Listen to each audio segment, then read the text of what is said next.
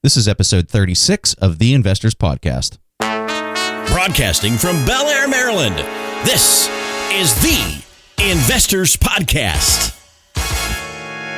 They'll read the books and summarize the lessons. They'll test the waters and tell you when it's cold. They'll give you actionable investing strategies. Your host, Preston Pish and Stig Broderson. All right, how's everybody doing out there? This is Preston Pish, and I'm your host for The Investors Podcast. And as usual, I'm accompanied by my co-host, Stig Broderson, out in Denmark. And today we've got a really fun guest for you. His name is Jos Schmitt, and he spent more than 25 years in the financial service industry, both internationally and in Canada, and with an expertise in market infrastructure space across asset classes and across geographies. Prior to joining the company that he's the CEO of right now, and that is the Aequitas NEO Exchange, what he's done is we talked probably maybe 20 episodes ago about Brad Katsuyama and this book Flash Boys with high frequency trading. And what Jos has done is he started his own exchange and done something kind of similar to what Brad Katsuyama has done. And he's out there combating this high frequency trading with the stock exchange that he has started. So he comes with a wealth of experience. He is right now he's the president and CEO of this company. He's also been the European Derivatives Exchange and Clearinghouse president and CEO of a pan-European indices publisher, the chairman of Derivatives SRO, and the head strategy and business operations at the European Stock Exchange. So to say that he comes with a wealth of experience is an understatement. So Jos, we cannot thank you enough for coming on the program. I know our audience is going to benefit tremendously from what you have to say and some of your responses to our questions. Pleasure to join you. All right, so Jos, let's go ahead and kick this thing off with the first question. And I think the best way to maybe open this up is to get a feel for who you are and maybe a little bit of your background. But more importantly, tell us what sparked your interest to start your own stock exchange and go toe-to-toe with some of these high-frequency traders.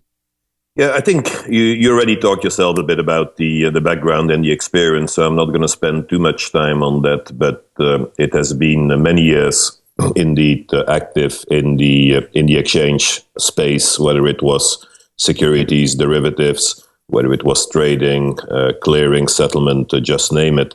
So had the opportunity to look at how markets worked and more importantly, how they evolved over time.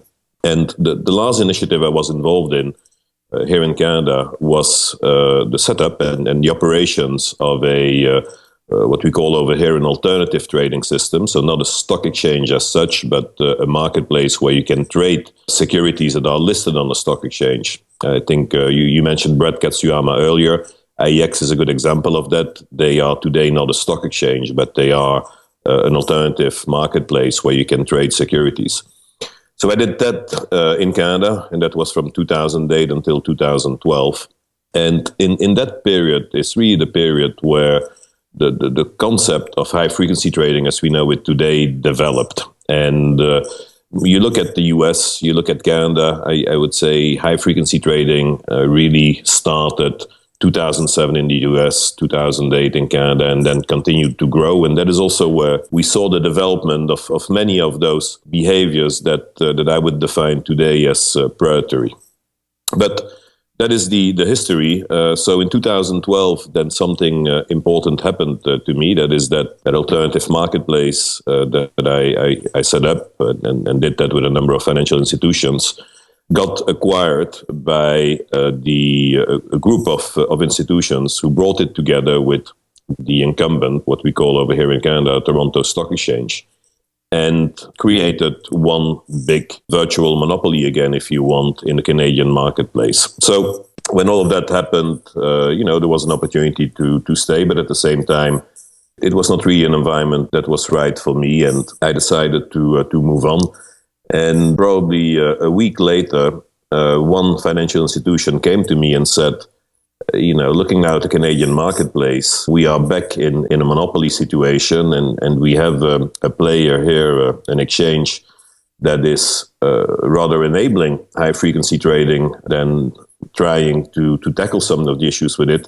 Do you think we should start a new competitor again? Now, you can imagine that having left my previous gig a week earlier it was not the first thing at the top of my mind. And my reaction was, look, I don't see the benefit of doing this again. This is going to create more complexity, more cost to the industry. Because think about it this way, every marketplace you launch is a marketplace that people need to connect to, that people need to integrate with. So there's a lot of work with that.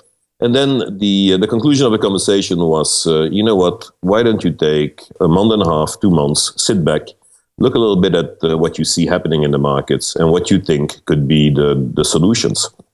So this was great, kept me out of trouble while I was not doing anything else. And I then started analyzing how markets operated at that moment, what the issues were, what the challenges were, and clearly noticed high-frequency trading is a component that is omnipresent in the markets today, and that it leads to a certain number of behaviors that are predatory in nature, that are detrimental to long-term investors. But I also notice a lot of other things, because people always focus on the concept of high-frequency trading. Also noticed that it has an indirect impact on the liquidity of less actively traded securities, and we can talk about that afterwards.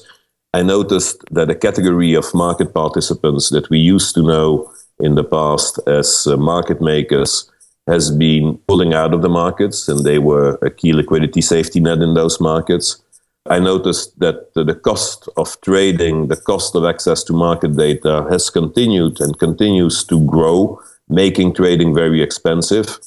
I noticed that the companies that are seeking to raise capital are more and more concerned about going public, worried about the behaviors they see in the market, the impact it has on its pricing, the risk that if they go public, if they're not part of a select few, they will not have liquidity, which can be very detrimental. So many issues for which then I started working on identifying solutions. And when all that work was done, a good overview of challenges in the market, a good overview of what the solutions could be, I handed that back to the person I was working with RBC, and told them, these are my findings, this is what I believe, and these are the solutions. And this is not simple, because if we want to put those solutions in place, it's not just about setting up a new alternative market or a new alternative trading system, but I think we need to set up a full-fledged stock exchange. So, Jos, I've got a question for you, because this one's kind of burning after reading Flash Boys by Michael Lewis. The big claim to fame that all these high-frequency trading companies say that they're adding value is in the liquidity realm. They're saying that they're adding a lot of liquidity. Is that a true statement? Is that really what they're doing, or is it the opposite of that? Because you hinted on smaller companies, and you said something about the liquidity. What were you getting at with that? Yeah, it's a complex answer. I wish I could say things like Michael Lewis in black and white, and sadly enough, the world is not that simple. But I would put it this way. The first thing that we need always to remember is, what is high-frequency trading? That's a starting point we need to think about. High-frequency trading is not a strategy. High-frequency trading is not a way that you buy or sell securities. High-frequency trading is what I would more define as a methodology. So it's a tool. It's being able to very rapidly have access to data and very rapidly react upon that. Now, like with everything, think about the internet is a good example also. With everything, with all new technologies, you can use it in a good way and you can use it in a bad way. If you use it in a good way, you can apply it to provide better quality to the markets, better liquidity in the markets by managing a multitude, for example, of securities that are correlated. Think about someone who is making a market in a index exchange traded fund. Well, he's not only making a market in that ETF, he also needs to be present in the related futures, the related options. So if you want to do that today in today's world and you don't have the right technology in place, you cannot provide a quality service. Another example, and high-frequency trading is a tool that can help you. Another example is arbitrage. If you want to make markets very efficient, having the technology that allows you to really do efficient arbitrage between a multitude of markets that are correlated is going to be good for liquidity. So those are good usages of high-frequency trading technology. Now, as I said, like always, what you see is that some people will start to figure out, well, wait a minute, I can also use that in a different way. And for me, a good example of what probably is the most pervasive use of high-frequency trading in a negative way is leveraging information to technologically front-run other market participants. Let me give you two simple examples. We know today that certain firms are just sitting in the markets, lurking at what's happening in that market, and as soon as they detect that there is an order coming in, whether it's a large institutional order or even a retail order, as soon as they detect that order comes in, they will try to front run it on a multitude of other markets. And you have to put this in the context of a world where today one security, the same security, can be traded in a multitude of different marketplaces. Think about the US, there's 50 marketplaces where you can trade, I don't know, IBM. There's 50 marketplaces where you can trade Microsoft or Oracle. So they sit in those marketplaces. In one of them, they're going to see that someone is coming in. They know that he's going to hit some of the other marketplaces, and then they're going to try to trade ahead of the arrival of that order in the other marketplaces, front run it, and then sell back at a higher price. That is one way. Another way is that they leverage, some of the latest technologies, microwave technology, which allows to move data in a few milliseconds faster, for example, between Chicago and New York, or Toronto and Chicago, or Toronto and New York. So they know a few milliseconds before everyone else that there's a price change in a commodity, there's a price change in a correlated security in the US, and then they front run everyone else in the market in Toronto. And by the way, when I say they are a few milliseconds faster, you have to put that in a perspective, which is that when you blink your eyes, or when I blink my eyes, it takes us about 300 to 400 milliseconds. So by playing those games, by leveraging technology where they can gain 3 to 4 milliseconds, they are front-running other players who have no ability to react to it. Those behaviors are the bad one, and those are the ones that need to be countered. So I think that is a very important element to think about. So can they provide liquidity? Yes, if they apply HFT in a positive side. Can they negatively impact liquidity? Can they create an unlevel playing field for other market participants when they apply the negative way? Yes, also. So It can go both ways.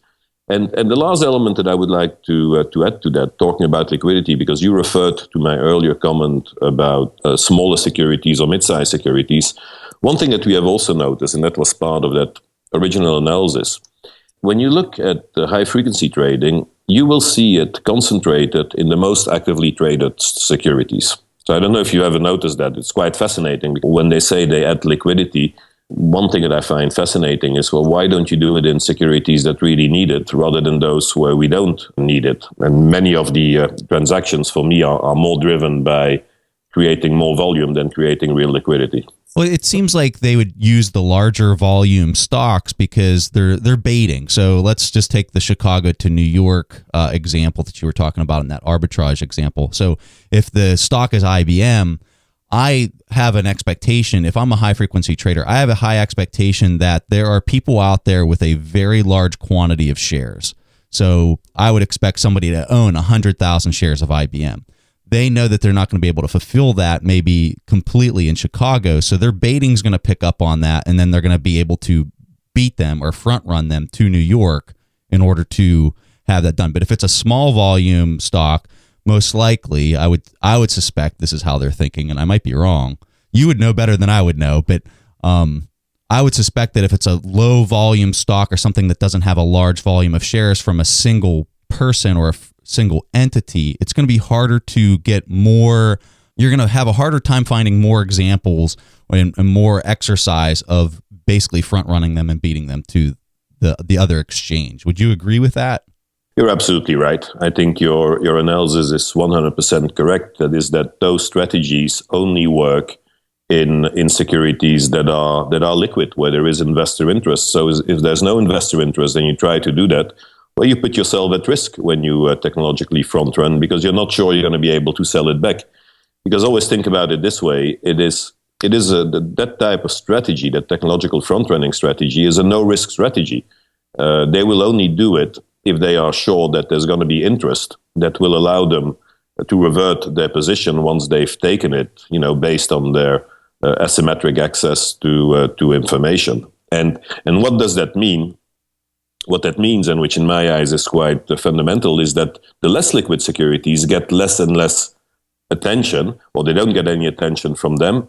But what you've also seen is that the market makers, and remember the concept I talked about earlier, market makers were stakeholders in the industry who took upon them an obligation to provide liquidity at all times. And they had a certain number of advantages in doing that. But how did their model really work? They made money in liquid securities, because that is, the same as an HFT probably would do today. And then that gave them the compensation to put capital at risk. That gave them the compensation to sit on positions, if you want, in less liquid ones, and act as a provider of liquidity. But they have been totally crowded out in the active securities by HFTs, cannot make money anymore. All they are left with is bad trades and less liquid securities. So they started to pull out, and we see liquidity in the small and mid-cap securities slowly but surely deteriorating. Jos, I just need to be sure. So what you are doing at your exchange is that you are slowing down these orders from the high-frequency traders. Is that what you're also saying? Well, we have a set of tools. So if you look at our model is different, from a pure trading perspective. Now, that's what we're talking about. It's different to the model that Brett has been using at IEX. So he has a model where he slows everyone down. We have a model where we say, you know what, we're going to identify who high-frequency traders are. I would say, tend to know who they are already, but we have a clear definition that allows us to spot them and identify them. And then when they trade securities on our platform, we apply a series of mechanisms to prevent, or try to prevent, I'm not going to say we're perfect 100%, I wish I could say that, but our try strategy is about preventing privileged access to information that allows technological front-running to take place.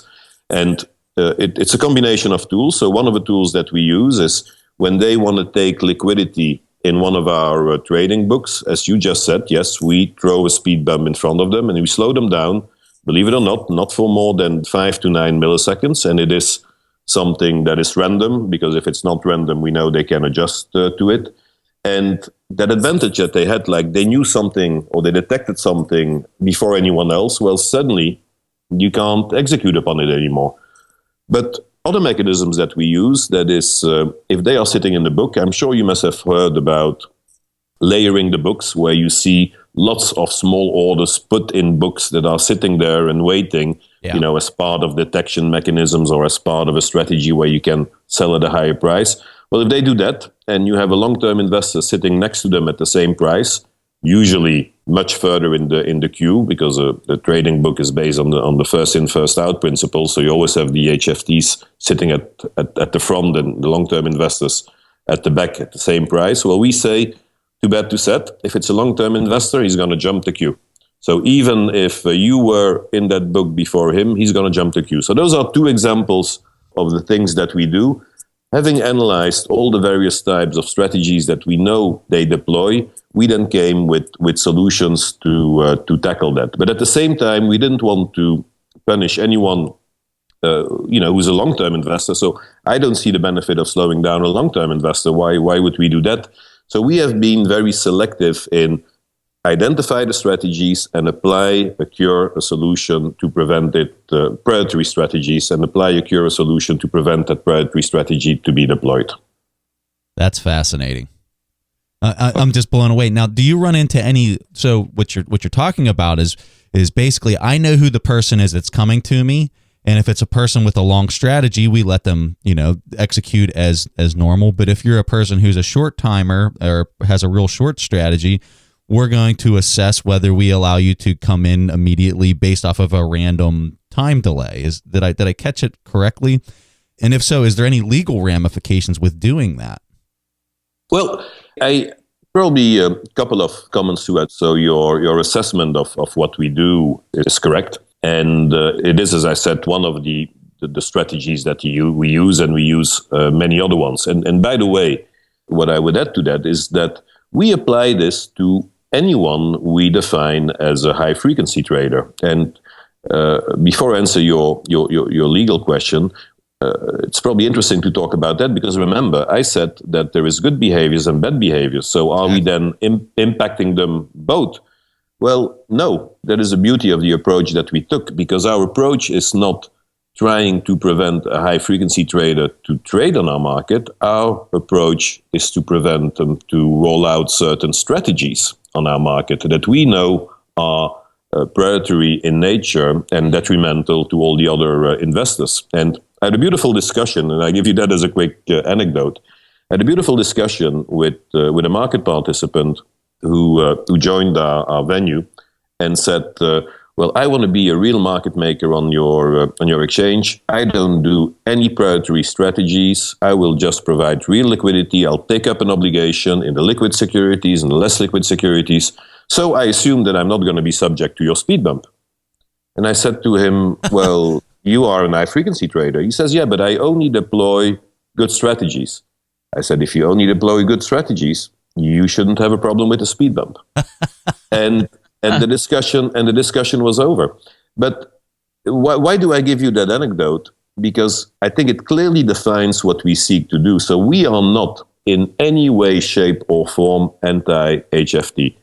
Again, as I said earlier, high frequency trading is a methodology, and some people use it in a good way and some people use it in a bad way. And what we just try to counter is the bad strategies. And if you use it in a positive way, you will have the ability to be successful in our market, and we will welcome you with both arms open, because I do fundamentally believe that the electronification of the markets has been beneficial to the liquidity of the markets.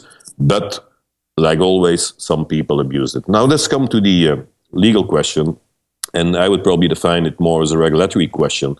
When we started this initiative, and I gave you a little bit the history and the background earlier today, all of that started at the end of 2012, and then the seed funding, from those 8 organizations came in, I think it was May or June 2013. And then we had a period of 8 months focused on discussing and presenting our solutions to the regulators, because the solutions that we came with, you're absolutely right, are totally different. When you say, I'm going to slow certain participants down, when you say, I'm going to change the way that priorities are taking place in a market, well, it's nothing to do with the way that things used to operate in the past. The models in the market is, everyone does whatever he wants, and you typically trade on the first in, first out principle. So this went against a lot of established traditions and ways of working. And we got some reactions and discussions and questions about it. We even went, before we initiated, the formal start of this exchange, we even went through a comment process, an official comment process in Canada, where the regulators put forward the principles of our exchange, not the ask for a recognition of a new exchange, but the principles of the exchange to see how the market would react. Lots of debate, lots of discussion. And you know what? I thought that was great. You know what I like about this, Jos, is so many people are polarized in their opinion on this. They hear about it. They have very fine surface knowledge as to how it works. I mean, that's how I classify myself, as like, I know little tidbits, but I don't really understand it to any level that you understand it. And I think most people have this surface knowledge, and they immediately say it's good or it's bad. And without a lot of discussion, without bringing these topics up and putting them out there, I think that you have such a balanced opinion and balanced argument that that's where the truth lies. And I think that when people are trying to say, hey, there's good pieces to this, that's what we need to focus on, and then there's bad pieces of this, that's what we need to stop, I really give you huge kudos for seeing things from that perspective and keeping a nice balanced argument. And I think that that's why, your exchange is going to be successful, is because you're taking that approach. You want it to be good for the investor, the person who's conducting those trades. That's who you have your interest in. And I know that that's in your mission statement, and it's great to hear, as we're talking to you, I can see that I can see that coming out, that you live that mission statement. It's really quite refreshing. So I'll go on with the next question here. Sorry for the prelude there. But what is something that happened during your adventure of creating this exchange that would really surprise a lot of people in our audience? Maybe a funny story or something that just people would not expect. Well, I almost introduced it already in what I was saying earlier, and that is when we went through that, what we would in technical jargon call pre-filing common process. So that common process before we even said, we want to become an exchange, but that process where we went for public comment with the regulators to just discuss principles of what we want to do. So that is something very unique. You don't see that. You've never seen that before. And that was something very exciting. And it was showing you that clearly there was an understanding that there is something that needs to change. There is something that needs to evolve. And no one is really 100% comfortable with what that should be. Well, we had our very strong views and opinions about it, but you could see that the regulators wanted to get feedback. That was quite unique. But this is not what really got me excited, to be honest. When we started then that process, something very unique happened. And that was that a stakeholder that has always been silent in the way, in any common process or in any debate around how markets operate, suddenly emerged. And that was the public companies. That was the capital raising companies. Think about it this way. If you are a corporate, you need money. You got a number of options. You can go to the bank, you can go private, or you can go public. So you can list your company on an exchange. We know that banking funding is a bit tight for the moment. If you go private, there's often an issue where you may lose substantial control over your corporation. So going public is a great option. But going public will only work if your security is going to be traded in a liquid way so that you have volume. Because if it is not, investors will look at it and your future cost of capital is going to go up. Plus, you will not be able to use it in a successful way as a currency, if you want to do some merger and acquisition and things like that. And what more and more corporations start to realize is that the way that markets have evolved is negatively impacting the liquidity of their security. And they too suddenly, with us emerging, said, well, wait a minute.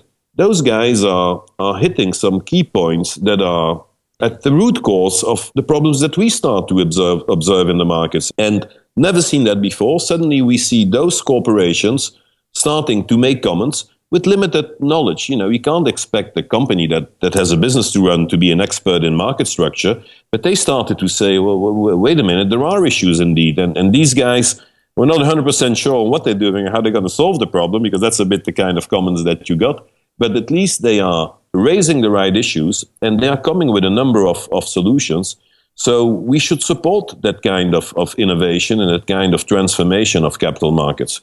That was extremely exciting and with a bit of a funny component to it, because indeed when you talk with them, it is very complex for them. So they don't really know what we do. They don't really know how we do it, but they say, you hit the big issue that we are facing as corporate companies. I mean, just trying to wrap your head around this stuff, it is very hard to do. And if you're focused on the corporate side, you're running your business, like you see somebody like yourself and your exchange coming in here, be like, I don't really necessarily understand everything you're doing, but I like it. I see the value you're adding, but I don't know how you're doing it. Yep. No, absolutely. And, it takes you back to how complex, markets became and how complex things are. And then, without, as you said earlier, I think it's a very important point that you make, without getting into a black and white analysis of the scenario. Like I mentioned it earlier, I would love to go out and say, HFTs are bad and we don't have HFTs. But that would be an absolutely false statement. And if you would have that approach, you would have more of a detrimental impact on markets than anything else. But if you get into the nuance, then it becomes all very, very complex to explain. And even us at the beginning, people were labeling us as, oh, this is the anti-HFT stock exchange. And I said, no, we're not. We are anti-predatory behavior. Mm-hmm. We are pro liquidity. We are pro doing what is right for the investor and the issuer or the capital raising company. And that is how we will build our solutions. So, Jos, I was just thinking, the interrelation between those exchanges, I think that was also some of the really good things in Flash Boys, the book about Michael Lewis, that I would really encourage everyone to read, perhaps even before they listen to this interview. But do I understand you this way, that say that I want to buy stocks in highly liquid stock like the Royal Bank of Canada, then I can just go and buy from your exchange and not use, say, the Toronto Stock Exchange instead?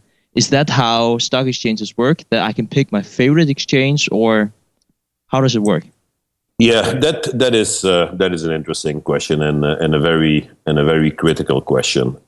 When you want to buy a security today, you can go to your discount brokerage platform or you can go through your dealer. But at the end of the day, the decision on where that order will be executed is going to be subject to two things. One, the fact that the trading desk that is going to place the order in the market needs to make sure that you trade at the best prices available in the market. There's a regulation that is in place in the US. It's called Reg NMS. It's the OPR rule in Canada. So you cannot trade at a price that is below the best price available in the market. So that is the first element that plays. And Jos, by market, you mean any of the markets? Any of the markets, okay. Yeah. So in Canada, you have 9 marketplaces now where you can see prices. So you always have to send your order to the marketplace that has the best price. Now, what often happens, due to arbitrage and other reasons, that is that those marketplaces tend all to be at the same price. And then the second element kicks in, that is the decision of a trading desk. They're going to say, well, I'm going to send my order rather here than there. And what drives that? Well, what should drive it is the market I go to, which one will have the highest probability that my order gets totally filled in one shot. What is the probability that the price is not going to move before I hit that market, and so on. So the key consideration that should drive it is best execution. But what we also see, Mary Jo White made a beautiful comment about it a couple of days ago when they started a new market structure advisory committee in the US, sponsored by the SEC, where she said, why is it that 90% of all the retail orders are being sent first to the marketplaces that gives the biggest rebates to the dealers? So what we see is that that's a very important element in that process also. And the risk with that is that high-frequency traders know that. And they know that an order is going to go first to a marketplace where, there's an incentive for the trading desk to set it. And then what is a typical strategy? They're sitting there, they see it coming in, they trade a very small part of it, and then they know that something else is going to come in all those other marketplaces. Yeah. And they are going to cancel their orders there, they're going to front run it, cancel their orders, and then sell it back at a higher price. That is typically, again, that technological front running. So can you now, as an investor, influence that? Well, it's very difficult, because you cannot say, I want, if different marketplaces have the same price at which I can trade, I want to go to the Aequitas NEO Exchange first. You don't have that on your discount brokerage platform.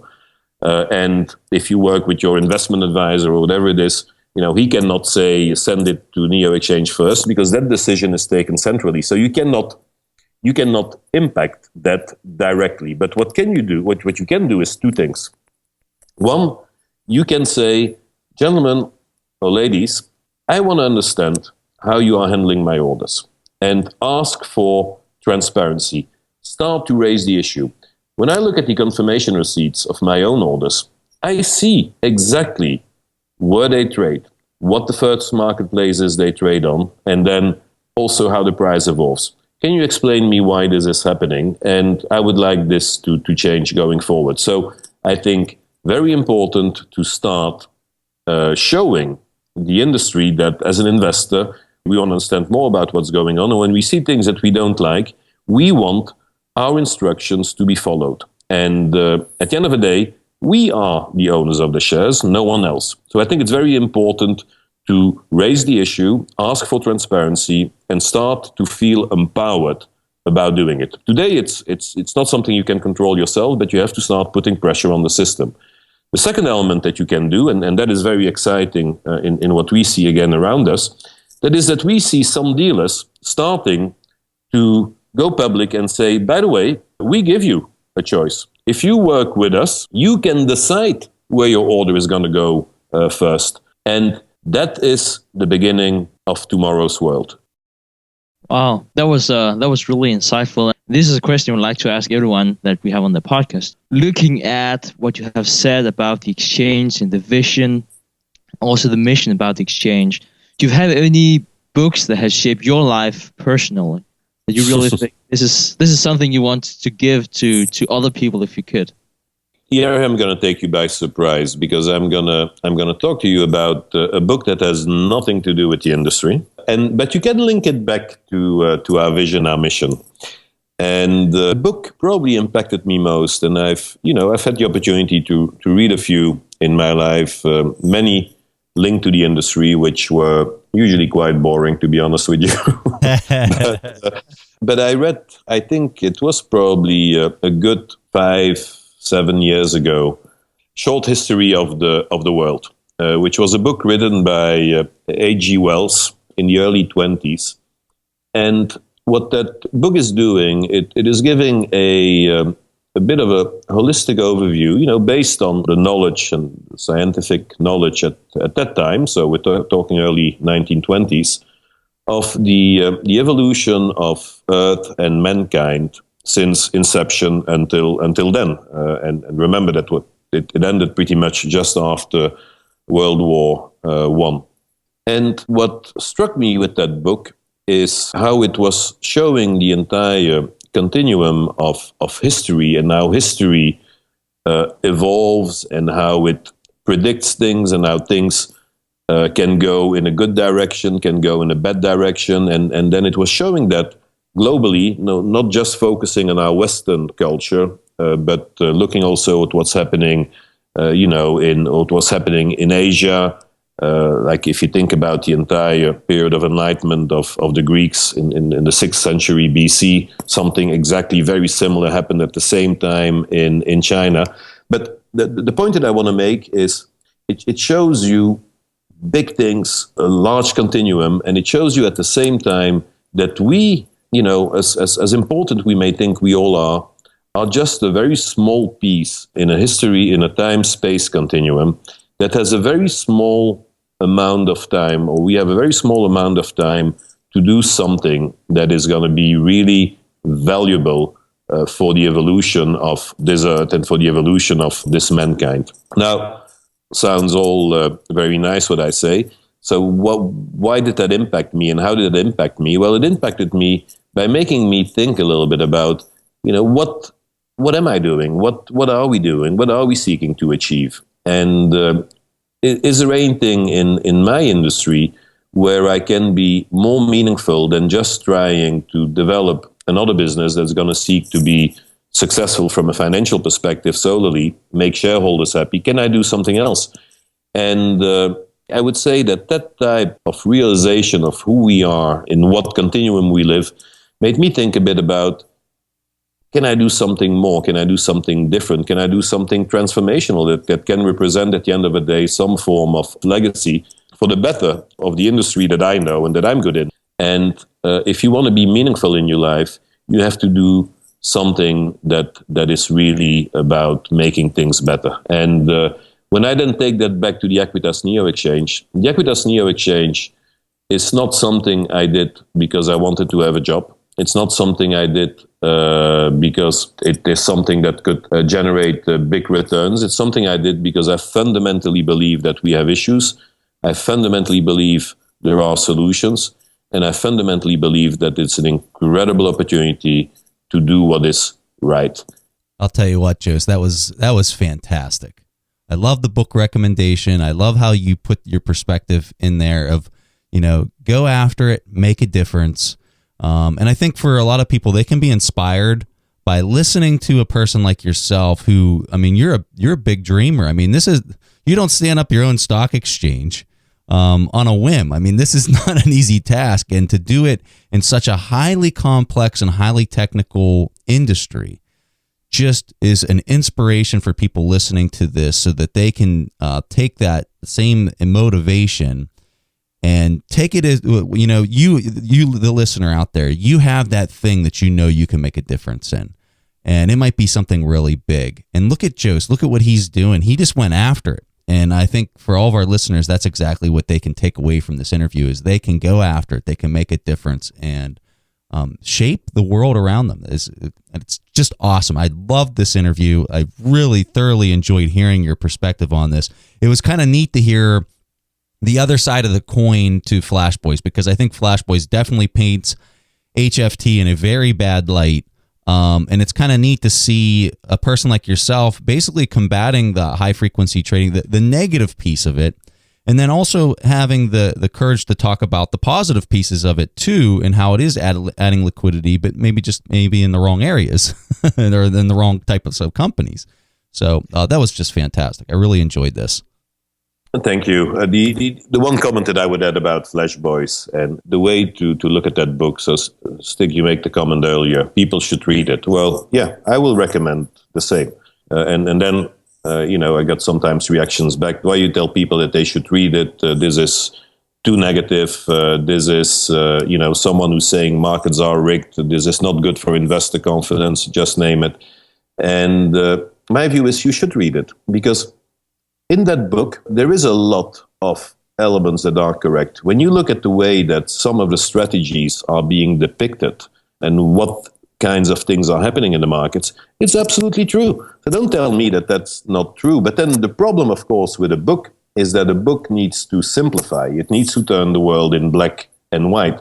You want people to read the book, get excited about the book. You don't want them to read 20 pages and then put it down and go like, Jesus Christ, I don't know what's going on over here, and I don't understand it.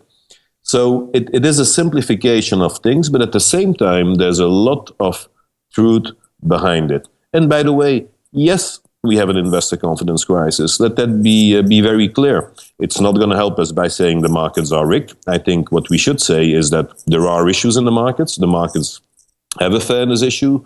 They need to be transformed into more of a level playing field. And there are solutions to do that. And those solutions are being put in place today. But what the book has done, and, there I say thank you to Michael Lewis. What the book has done, it has put these issues at the forefront of everyone's mind. It has initiated a wave of transparency. And what we need to do now is make sure that transparency is really translating the reality of what's happening and not just being an oversimplification of things, because then we are negatively impacting, as you just said, all the value that can be brought by high-frequency traders to the markets. Well, thanks, Jos. We really appreciate you coming on the show and sharing your knowledge and expertise, just our audience to learn more about what you do in your exchange. And we'll have Jos's stock exchange, the link to it on the web right in our show notes. So if you want to just go and kind of read through some of the stuff that they're doing, we'll have a link in our show notes for you to do that. So Jos, thank you so much for coming on the show today. Thank you, gentlemen. It was a true pleasure. All right, so this is the point in the show where we take a question from our audience, and this question comes from Eric Frankhauser. Hello, Preston and Stig. My name is Eric Frankhauser, and I'm an engineer by trade who's trying to get started in value investing. Thank you both so much for all the great work you do with the website and podcast. So I have a question. What metrics do you use to know if your portfolio is performing well or poorly? And how do you calculate those metrics? Thanks. All right, Eric. So fantastic question. I think the obvious answer is, well, what's your returns? But I think that people need to be very patient in the way that they judge their performance. If you're looking at it as my performance over the last year, that's very short-sighted in my opinion. I think that you probably need at least like almost 10 years of a track record to really say, hey, I'm underperforming or overperforming the market. And I think that if you kind of use that as your benchmark, I think that you can say with a little bit of confidence and probability that you are exercising good strategies. So that's kind of hard for a person. If you're just starting out and Let's say you beat the market by 20% in a year. You might think, man, I got this thing figured out and I am great. I'm the best value investor. I'm going to be, 10 times more valuable in my life than Warren Buffett is. But the fact of the matter is that's just one sample in a much larger data set that I think that you need to take. So I would tell the person that if you are beating the market and you've only been doing it for a few years, you probably need to be more cautious than the person who's not beating the market, because you might have this overconfidence in your abilities. And I think that that's probably a bigger risk than having less confidence. And for the person who's maybe not beating the market, I would tell that person to continue to read as much as they possibly can. If there's one thing that we've learned from Warren Buffett, probably more than anything else, it's that he's a total learning machine. The guy never stops learning. He reads pretty much all day long. Book after book. He is significantly older than us. So that's the thing that I've really learned from Warren Buffett than anything else, is that he is a learning machine. And for that person that's underperforming the market, I think how you start outperforming the market over the long haul is you've got to continue to educate yourself, and you've got to continue every single day to read something more and to learn something more. And when you do that, the truth is going to unveil itself on how you can capitalize on the markets better than the average. So, Stig, I'm assuming you have something you want to say. Yeah, so Eric, I really thought it was an insightful question, and it's also a question that I've been asking a lot of times, because how well do you perform? So back in the days, back when I was a college student, I was forced to calculate, alpha and beta and Sharpe's ratio. Especially Sharpe's ratio is an extremely popular measure of how your portfolio is performing. And just as a side note, back in the days, even though I'm not that old, I was actually forced to do it by hand. It's really not that fun. So what does my intense study of all these different methods, what does they suggest? And I can tell you that it's really, really simple. The way I mainly judge my performance is just by looking at the S&P 500. And that might be something that's confusing you. Why I'm saying that, because all of these different methods, they are looking at volatility as one of the key thing.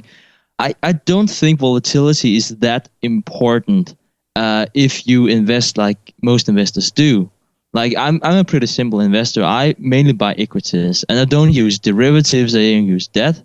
So when you're not doing that, it's really not that important, at least in my opinion, if you are investing for the long run, to just compare it to the S&P 500. Now, this might be using something like Sharpe's ratio that is including the risk-free rate and volatility. I think that's important if you are looking at other strategies. I would not say more advanced strategies, because it sounds like it's necessarily a better strategy. But if you're looking at some of these hedge funds, when they're going long some positions, shorts other positions, and they might be using derivatives too, I guess it does make sense to look at volatility, because you can't withstand the same volatility. But I think that if you buy equities and you hold them for the long run, I think the market is actually a pretty good indicator. So I just want to highlight, and this doesn't necessarily have to do with how do you measure yourself versus the S&P 500 or whatever, but Stanley Druckenmiller is a person that I really like to read what he has to say, because he's very colorful in the way that he talks and the things that he describes. And he's a billionaire. I think his net worth is $2 to $4 billion, if I had to guess. He worked for George Soros, made a lot of money for George Soros. And one of the things that I read on him, he said, the first thing I do when I'm assessing a person's past performance, I go to a down year whenever the market really had a strong crash, and I look at their performance during that year. That's where I make the determination how good somebody is. And I found that kind of an interesting quote by him, or statement by him, because if you think of it from this perspective, let's say the market goes down 50% this year. Let's just say it has a crash. If you're literally flat and you didn't lose 1% on your portfolio, let's say you were 100% in cash, and I'm not saying that's what you should be in, but let's just say that was the scenario, and everyone else in the S&P went down 50%, you just beat the market by 50%. And I think a lot of people don't think about the importance of protecting their downside. And when you talk to really high-end money managers, guys that have really made it and made it consistently, they are all about protecting their downside. Warren Buffett has a quote: rule number 1, don't lose money. Rule number 2, don't forget rule number 1. Okay. And I think that that's a really important thing to gauge yourself off of, and to think, everyone wants to think in positives. Like, I beat the market by 2% when it was up 12%. Okay. So you had a 14% return. But what they fail to talk about is how well did you beat the market whenever it crashed or it tanked or had a bad year. And so I think when you look at both of those, I think you're going to find that you're maybe a little bit more of a successful investor, because you're constantly weighing what's my upside versus my downside. Go ahead, Stig. Yeah, and I just want to highlight another thing, because I think it's a really good point that you're having here, Preston. What happens when the market is crashing? Because a lot of these strategies that you hear out there, if you really dig into the real thing about these strategies, you will actually go broke. For instance, during 2008. And I know it sounds strange, but some of these very fantastic strategies, you should just do this and go long this, go short that, and buy this put and sell this call, whatever. If you look at how some of these hedge funds actually been forming, they went broke because they couldn't stand the volatility. Yeah. So that's why I'm saying, in my opinion, I might be comparing to S&P 500 or the world index, whatever I'm investing in. But I do think it makes a lot of sense if you look at, other types of portfolios and definitely funds, to look at some of those metrics when you include this the volatility. Because a lot of these fantastic strategies, and I'm saying fantastic because I don't mean that, I mean they can't withstand all that volatility. And I just think that's something to remember. Now, when market's up, everyone can make money, and that's really not the time to compare. Just look at Berkshire Hathaway. They thrive when the market is crashing because they don't drop as much, and that's extremely important. Yeah, Buffett even says that during a shareholder meeting. So the one we were out at, he specifically said that. He says, in up markets we might underperform just a little bit, but in down markets we will outperform the market. So I think that that's an important vantage point to look at as a value investor, and when you're analyzing yourself and how well you're beating it or underperforming the market. I want to highlight something. So we talked a lot about this book, Flash Boys by Michael Lewis, in this episode, and that's a book about high-frequency trading and how it works. And if you haven't read that book or you're not real familiar with high-frequency trading, this episode might have sounded like a lot of Greek and like, what in the world are they even talking about? What I'd tell you is go out and read that book. The book is highly entertaining. If you don't know Michael Lewis, he's the same author of Moneyball and like a lot of these books that were turned into Hollywood movies. So he's a fantastic writer. He makes finance. He's probably the best finance writer in the world right now. So if you don't want to read that, guess what? Stig and I wrote a summary on it. So if you sign up for our reading list or our email list that we send out 2 times a month, no more than 2 times, you can download our executive summary of Flash Boys as well. So just sign up on our list at our website, theinvestorspodcast.com. If you'd like to record a question and get it on the show, go to asktheinvestors.com and you can record your question and get it played on the show. And if you're like Eric, we will send you a free signed copy of our book, The Warren Buffett Accounting Book, if your question gets played live on the air. So that's all we have for you this week. We really want to thank Jos for coming on the show. I mean, that was just a fantastic interview. And I think anyone who's listening to that knows that he knows his stuff, not only from a technical side, but from a finance side. It was just, I was very impressed to say the least. And I know Stig was too. So thank you so much for being in our audience. If you have time, go to iTunes and leave us a review. That really helps us out. And we just really appreciate everything that you guys do for us. So we'll see you guys next week. Thanks for listening to The Investors Podcast. To listen to more shows or access to the tools discussed on the show, be sure to visit www.theinvestorspodcast.com. Submit your questions or request a guest appearance to The Investors Podcast by going to www.asktheinvestors.com. If your question is answered during the show, you will receive a free autographed copy of the Warren Buffett Accounting Book. This podcast is for entertainment purposes only. This material is copyrighted by the TIP Network and must have written approval before commercial application.